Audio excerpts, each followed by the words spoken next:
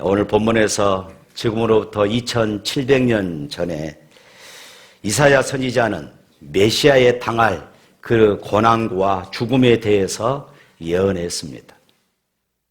예수님이 오시기 700년 전에 살았던 선지자 이사야는 마치 예수님께서 십자가에서 고난당하실 때 그 현장에 있는 것처럼 십자가의 고난을 생생하게 이사야 선지자 자신이 십자가 고난을 직접 눈으로 보고 목격한 것처럼 아주 생생하게 이 십자가의 고난에 대해서 기록하고 있습니다. 그래서 우리에게 예수님의 죽음은 무의미한 죽음이 아니라 바로 나를 위한 죽음이었고 우리 모두를 위한 그런 고난의 사건이었음을 우리에게 깨우쳐주고 있는 것입니다. 예수님의 고난에는 천사들도 놀랄 만한 그런 신비한 하나님의 구원이 감추어져 있었던 것입니다. 예수님은 하나님의 아들이시지만은 영광스러운 환경에서 태어나지 않으셨습니다. 억압받는 식민지 나라, 그리고 팔레스타인 땅, 마국간, 말구유에서 태어나셨습니다. 가난한 목수의 아들로 태어나서 충분히 먹지도 못하고 자라나셨습니다. 그리고 예수님이 성장할 때는 이스라엘의 북쪽 변방 갈릴리 나사렛 동네에서 성장하셨고, 그리고 아버지 요셉과 함께 목수로 아주 거친 일을 하셨기에 누구도 예수님을 주목하지 않았던 것입니다. 그래서 예수님의 제자 중 나다나엘은 처음 예수님을 봤을 때에 나사렛에서 무슨 선한 것이 날 수 있겠느냐. 그만큼 그 지역은 사람들에게 알려지지 않는 그런 땅이었던 것입니다. 예수님은 메마른 땅에서 겨우 비집고 나온 약하디 약한 그런 연한 순같이 전혀 매력이 없어 보였던 것입니다. 그래서 오늘 2절 말씀에 이렇게 말하죠. 다 같이 읽어볼까요? 그런 주 앞에서 자라나기를 연한 순 같고 마른 땅에서 나온 뿌리 같아서 고운 모양도 없고 풍채도 없은즉 우리가 보기에 흠모할 만한 아름다운 것이 없도다.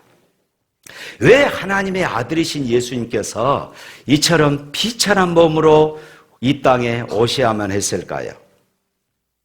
고린도후서 8장 9절에서는 이 사건에 대해서 이렇게 설명하고 있습니다. 우리 화면 보고 말씀,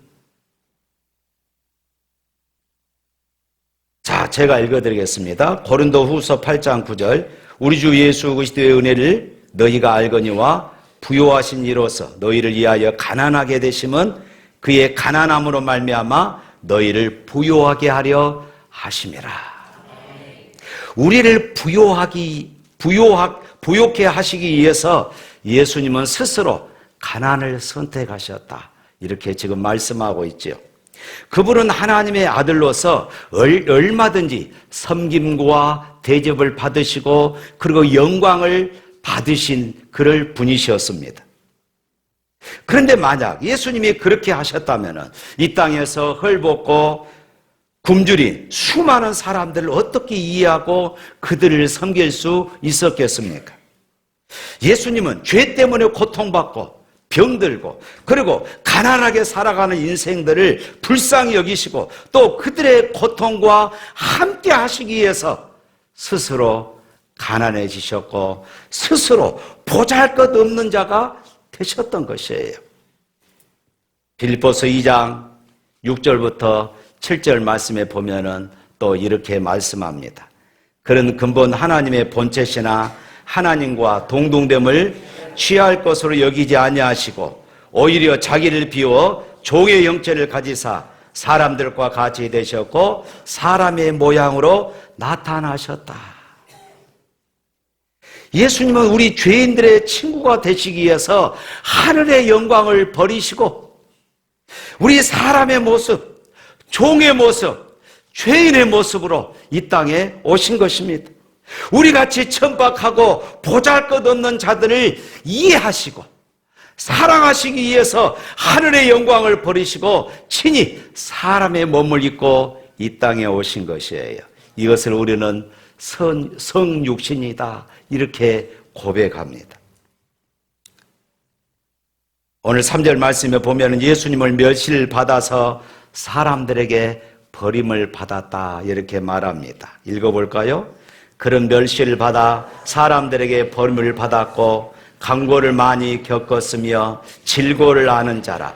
마치 사람들이 그에게서 얼굴을 가리는 것 같이 멸시를 당하였고 우리도 그를 귀히 여기지 아니하였도다.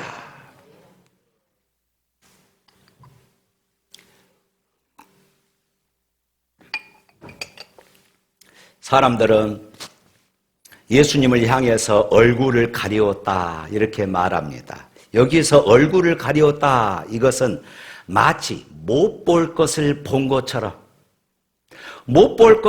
것처럼 예면해 버렸다 그 말입니다. 이때 당시 유대인들은 이 나병 환자를 볼 때나 또 흉악한 그런 범죄자들을 보면은 얼굴을 가려버리고 얼른 피해버렸습니다. 그런데 예수님을 마치 그렇게 나병 환자나 흉악범으로 보는 것처럼 얼굴을 가려버리고 예면해 버리셨다. 이런 취급을 예수님이 당하셨다는 것입니다. 왜 예수님은 이런 수모를 당하여야 했겠습니까? 우리 4절 읽어볼까요? 4절 말씀. 그런 실로 우리의 질고를 지고 우리의 슬픔을 당하였거늘 우리는 생각하기를 그런 징벌을 받아 하나님께 맞으며 고난을 당한다 하였노라. 예수님은 우리의 모든 질병과 고통을 짊어지시고자 작정하셨습니다. 죄로 인한 수치를 대신 뒤집어 쓰시고자 작정하셨습니다. 예수님은 죄가 없으셨지만은 우리를 대신해서 질고를 짊어지시고 죄를 짊어지시고 우리의 형벌을 담당하셨습니다. 우리의 슬픔을 담당하셨습니다. 이것이 바로 대속적인 고난이었고 대속적인 형벌이었습니다. 우리의 죄를 속하기 위하여서 대속 제물이 되어 주셨던 것입니다. 그래서 5절 말씀에 또 이렇게 말합니다. 다 같이 읽겠습니다. 그가 찔림은 우리의 허물 때문이라. 그가 상함은 우리의 죄악 때문이라. 그가 징계를 받음으로 우리는 평화를 누리고 그가 채찍에 맞음으로 우리는 나음을 받았도다. 사람의 살면서 얼마나 많은 죄와 허물을 짓는지 몰라요. 로마서에 보면은 하나님을 알되 하나님을 영원롭게 하지도 아니하고 감사하지도 않은 죄, 물질을 사랑하고 온갖 우상을 만들어 섬기는 죄, 모든 불의, 추악, 악의, 탐욕, 시기, 살인, 분쟁, 사기, 악독, 수군수군, 비방, 능욕, 교만, 자기 자랑, 부모 거역, 우매, 배약, 무정, 무자비 등등 수없이 많은 죄들이 열거되고 있습니다.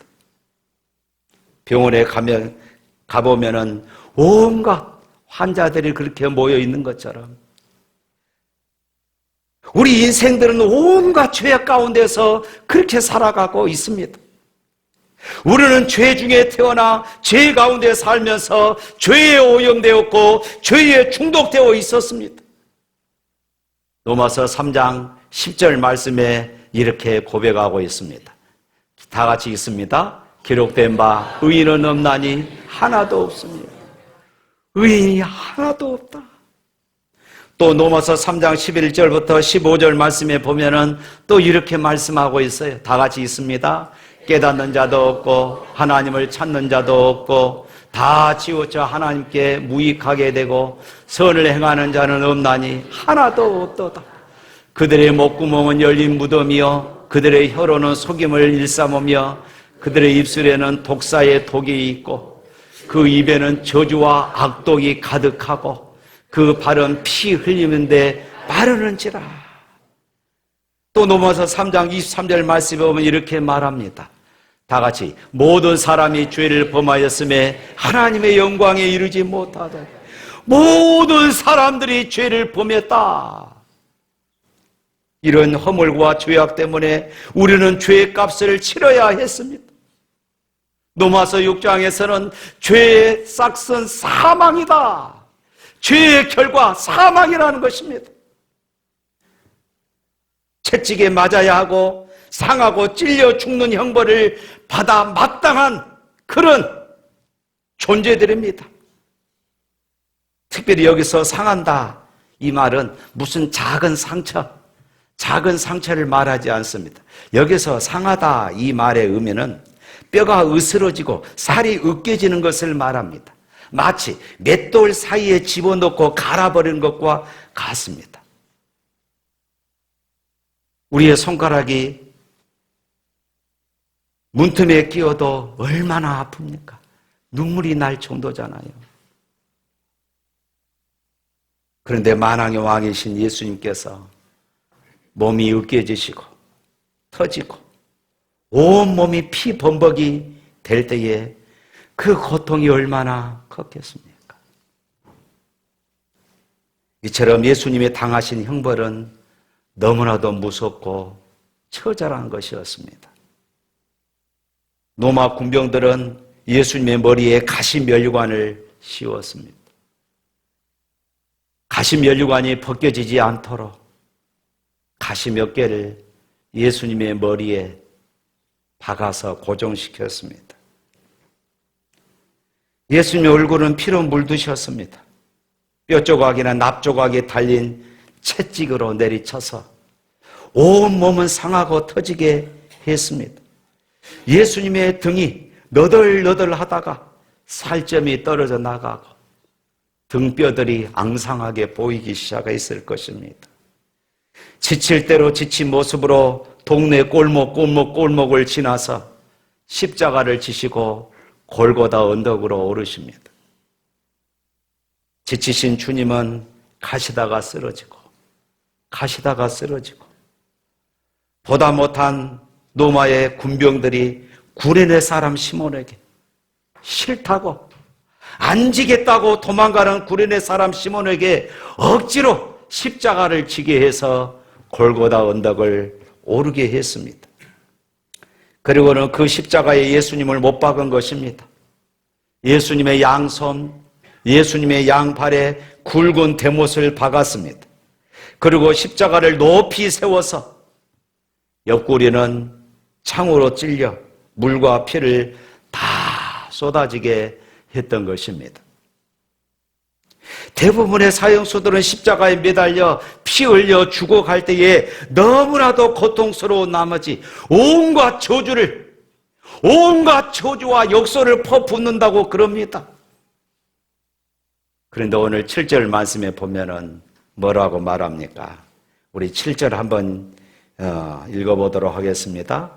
그가 곤욕을 당하고 괴로울 때에도 그의 입을 열지 아니하였으며 마치 도수장으로 끌려가는 어린 양과 털 깎는 자 앞에서 잠잠한 양같이 그의 입을 열지 아니하였도다.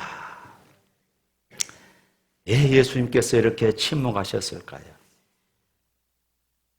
왜 이렇게 예수님께서 말없이 침묵하셨을까요?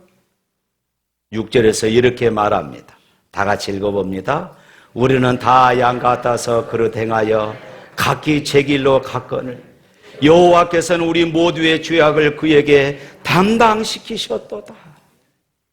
예수님은 우리의 모든 죄와 허물을 다 뒤집어 쓰시기 위해서 침묵하신 것입니다.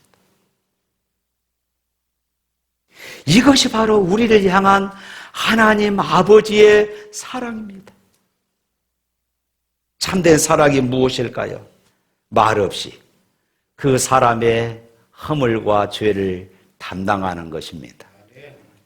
부모는 자식을 사랑하기 때문에 자식이 무슨 문제가 있어도 그 허물과 실수와 죄악을 다 담당합니다. 자식이 무슨 병에 걸려서 고통당하면은 내가 무슨 잘못을 저질러서 그런 것이 아닌가? 자녀들이 무슨 잘못을 저질러서도 또 그 병을 치료하는데 얼마나 많은 돈이 들어도 어떤 수고와 고통을 다 감당해냅니다. 왜요? 내 자식이기 때문입니다. 내가 사랑하기 때문에 그렇습니다. 예수님이 우리의 모든 죄악을 담당하시고 말없이 십자가를 짊어지셨던 것은 그만큼 우리를 귀중히 여기시고 사랑하셨다는 증거였습니다. 예수님은 십자가에서 장장 6시간 동안이나 매달리셔서 온몸에 물과 피를 다 쏟으시고 고통을 당하시다가 끝내 숨을 거두셨습니다. 그때 예수님은 하나님께 부르짖습니다. 엘리 엘리 라마 사박다니, 나의 하나님 나의 하나님 어찌하여 나를 버리셨습니까? 하나님은 끝내 아들을 버리셨던 것이에요. 한 분밖에 계신 독생자를 십자가에 버리신 것입니다. 왜요? 나 때문입니다. 우리 때문이었어요. 왜 우리 주님은 사람으로도 상상할 수도 없는 이런 고난을 담당하셨을까요? 오늘 4절에서 이렇게 말합니다. 그가 징벌을 받아서 하나님에게 맞으며 고난을 당한다 하였노라. 5절 말씀에 이렇게 말합니다. 그가 채찍에 맞음으로 우리가 나음을 입었도다. 예수님의 십자가는 다른 사람의 것이 아니었습니다. 예수님의 십자가는 나를 위한 십자가였어요. 바로 나를 위한 것이었습니다. 내 죄 때문이었습니다. 나의 허물 때문이었습니다. 예수님께서 십자가에 못 박히셨습니다. 나의 질고를 지고 나의 슬픔을 담당하시기 위해서 내 대신 창에 찔리시고 내 대신 채찍에 맞으셨습니다. 이 예수님의 십자가는 나를 위한 십자가였고, 그 사실을 우리가 믿고 그 사실을 내가 고백할 때에 죄 사함의 은총이 내 것이 되어지며 내가 영원한 생명을 얻으며 영원한 천국 백성으로 살아갈 수 있음을 믿으시기를 바랍니다.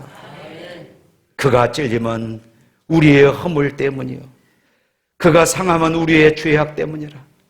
그가 징계를 받음으로 우리는 평안을 누리고 그가 채찍에 맞음으로 우리는 나음을 받았도다.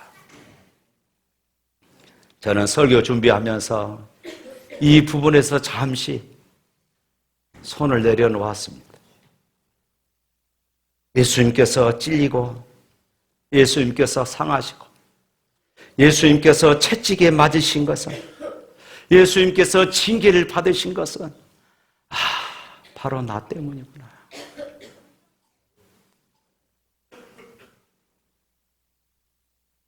우리 모두는 죄인입니다. 하나님 앞에서 도저히 용서받지 못할 그런 죄인이었습니다. 죄값으로 우리는 모두 지옥으로 가야 할 사람들이었습니다. 그런데 그런 우리를 살리시기 위해서, 그런 우리들에게 영원한 생명을 주시기 위해서, 천국으로 이끄시기 위해서 주님이 우리를 대신하여서 찔리시고 상하시고 채찍을 맞으시고 징계를 받으시며 십자가를 지셨습니다. 그래서 나를 구원하여 주셨던 것입니다. 왜 은혜이고 웬 사랑입니까? 찬송가 가사처럼 하나님의 은혜로 이 쓸데없는 자 왜 구속하여 주는지 나는 알 수 없었다. 눈물이 쏟아지기 시작했습니다. 얼마 전에 마이키즈 월드 이사회를 모이면서 미국에서 목회하시는 어떤 목사님이 이런 말씀을 하시더라고요. 나는 요즘 우리 교인들에게 울보 목사로 소문났습니다. 그러시면서 하신 말씀이, 설교를 하면서 십자가만 선포하면은 왠지 모르게 내 눈에 눈물이 쏟아진다는 것입니다. 하나님의 은혜에 자신이 감동되어서 자신도 모르게 눈물이 쏟아진다는 것입니다. 저는 이 말을 들으면서 한편으로 부럽기도 했습니다. 그런데 저 또한 고난주간 설교를 준비하면서 저에게 그런 은혜가 임했던 것이에요. 그래서 설교 원고를 써 내려가다 말고 한참을 묵상했습니다. 하나님 감사합니다. 하나님 감사합니다. 저에게도 십자가를 묵상하니 감동을 주시고 눈물이 나게 하시니 감사합니다. 하나님 사랑합니다. 하나님 사랑합니다. 저절로 제 입술에는 찬송이 터졌습니다. 내 구주 예수를 더욱 사랑 엎드려 비름만 들으소서. 다 같이 할까요? 내 진정 소원이 내 구주 예수를 더욱 사랑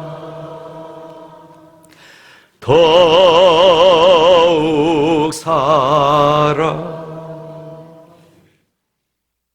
이번 고난 주간을 보내면서 여러분들 안에도 이런 은혜와 감동이 넘쳐나기를 주님의 이름으로 축복합니다.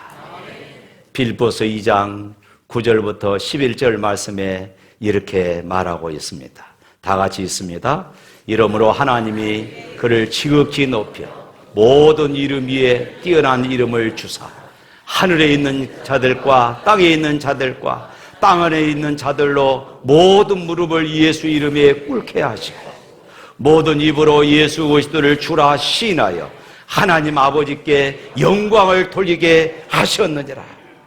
사랑하는 성도 여러분, 십자가의 죽음으로 모든 것이 끝나는 것이 아니었습니다. 하나님께서 예수님을 다시 살리셨습니다. 할렐루야. 지극히 높여서 존귀하게 하셨습니다. 영광스럽게 하셨습니다. 그러므로 십자가는 저주가 아닙니다. 십자가는 승리이고 축복입니다. 십자가에는 하나님의 역설적인 진리가 숨겨져 있었던 것입니다. 그래서 예수님께서 사랑하는 제자들에게 분명히 말씀하십니다.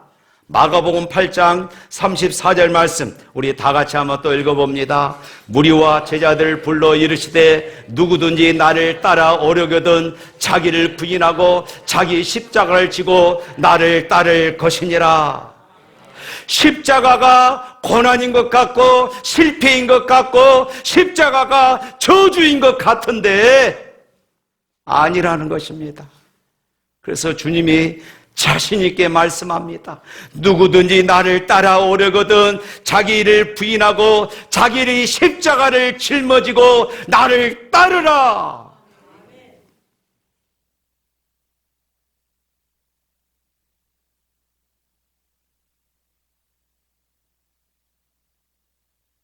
초대교회 교부인 폴리갑이라는 분이 있습니다. 이분은 사도 요한의 제자였는데 이분이 예수님을 믿는다는 죄목 그리고 복음을 전파한다는 그런 제목으로 로마군에 잡혀 화형을 당하게 되었습니다. 그때 그 지방 총독이 폴리갑을 너무나도 존경하였기에 그를 찾아가서 이렇게 종용을 합니다. 여보시오, 나는 당신을 너무나도 존경하기에 당신을 죽일 수가 없어. 그러니 한 번만 거짓말이라도 좋으니 한 번만 주님을 부인합시다. 한 번만 부인하면 살 수 있고 한 번만 예수님을 부인하면은 얼마든지 앞으로 만날 동안 많은 일들을 할 터인데 한 번만 예수님을 모른다고 부인하시오. 마음으로 믿고 입으로만 겉으로만 부인하는 것입니다. 한 번만 해보세요. 그때 폴리갑이 유명한 대답을 하지요. 여보시오, 내 나이 86에 우리 하나님은 한 번도 나에게 거짓말 한 적이 없으시고 한 번도 나를 부인한 적이 없는데 어찌 내가 그분을 부인한단 말이요? 나를 빨리 죽여주시오. 그리고 그분은 장렬하게 화형을 당하게 되어집니다. 그렇습니다. 우리 하나님은 한 번도 우리를 부인하지 않으셨습니다. 우리 하나님은 한 번도 나를 예면하지 않으셨고요. 우리 하나님은 한 번도 나를 실망시키지 않으신 분이심을 믿으시기를 바랍니다. 그런데 주님의 제자들을 보십시오. 가룟 유다뿐입니까? 다른 모든 제자들은 다 도망을 하였습니다. 게다가 죽는 데까지 따라가겠다던 수제자 베드로마저도 주님이 잡혀가실 때에 멀찍이 따라가다가 끝내 주님을 모른다고 3번씩이나 부인합니다. 베드로가 누굽니까? 마태복음 26장 23절에 다 주를 버릴지라도 나는 주님을 버리지 않겠습니다. 장담했던 사람입니다. 내가 주와 함께 죽을지언정 주를 부인하지 않겠나이다. 큰 소리로 외쳤던 사람입니다. 사랑하는 성도 여러분, 여러분은 어떻습니까? 주님을 얼마나 멀찍이서 따라가고 계십니까? 그러다가 고난이 오면은 도망가는 것입니다. 문제가 오면은 시험 들었다 실망합니다. 시련이 오면은 부인합니다. 바짝 따라가야 합니다. 주님의 손을 꽉 붙잡고 따라가야 합니다. 아예 주님의 품에 안겨서 따라가야 합니다. 그래야 승리합니다. 그래야 평안이 있고 그래야 천국을 소유할 줄로 믿습니다. 사랑하는 성도 여러분, 하나님은 저와 여러분을 사랑하십니다. 얼마나 사랑하십니까? 이렇게 한 분뿐이신 독생자를 우리에게 보내주신 만큼 사랑하십니다.